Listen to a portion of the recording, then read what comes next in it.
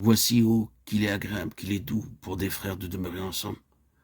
Car c'est là que l'Éternel envoie la bénédiction, la vie pour l'éternité. Psaume 133. Comment la bénédiction vient-elle? D'où vient cet espoir, cette espérance de la bénédiction? Notre question nous ramène à la promesse faite à Abraham. Et toutes les familles de la terre seront bénies en toi. Genèse 12, 3. Ces Israélites recherchaient la bénédiction d'Abraham. Mais notez ce qui est dit plus loin. C'est Isaac que sortira une postérité qui te sera propre. Genèse 21, 12. Que représente Isaac? La vie venant de la mort, la vie divine. La bénédiction d'Abraham, c'est la vie. Notez les mots du psaume, car c'est là que l'Éternel envoie la bénédiction, la vie pour l'éternité.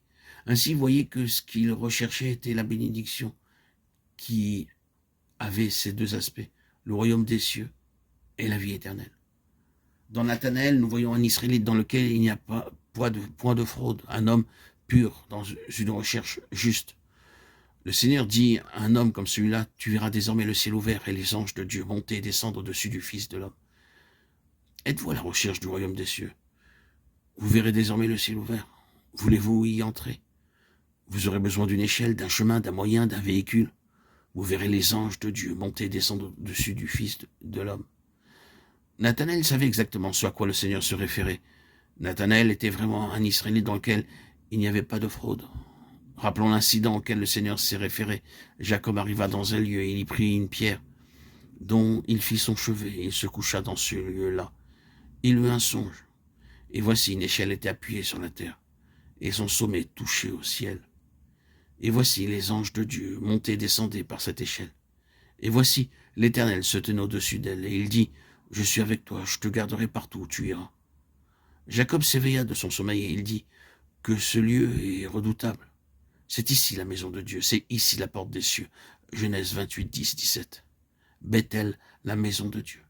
La maison de Dieu, la porte des cieux. Le Seigneur Jésus s'approprie cela et dit, en fait, je suis la maison de Dieu, je suis la porte des cieux. Vous verrez le ciel ouvert à travers moi. Voulez-vous savoir comment atteindre le ciel?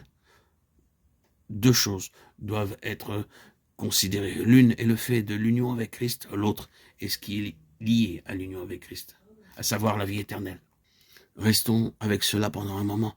Vous verrez désormais le ciel ouvert. Une telle déclaration implique que les cieux étaient fermés.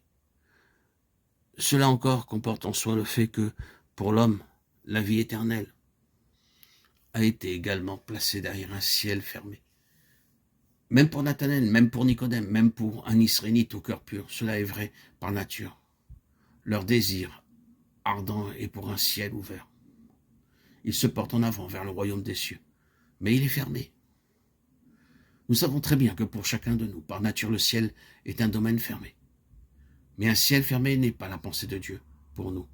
Nous appartenons au ciel, Christ appartient au ciel, l'Église appartient au ciel. Cependant, le lieu même auquel nous appartenons nous est fermé. Le lieu avec lequel nous sommes liés dans les conseils et le dessein éternel de Dieu nous est fermé par nature. Cela a sa manifestation la plus terrible en ces moments de la croix, quand le Seigneur Jésus, se tenant à la place de l'homme, dans son état de pécheur, s'est écrié, mon Dieu, pourquoi m'as-tu abandonné? Le ciel m'est fermé. Le lieu auquel j'appartiens, mon ciel, ma maison m'est fermée. Je suis un banni du ciel.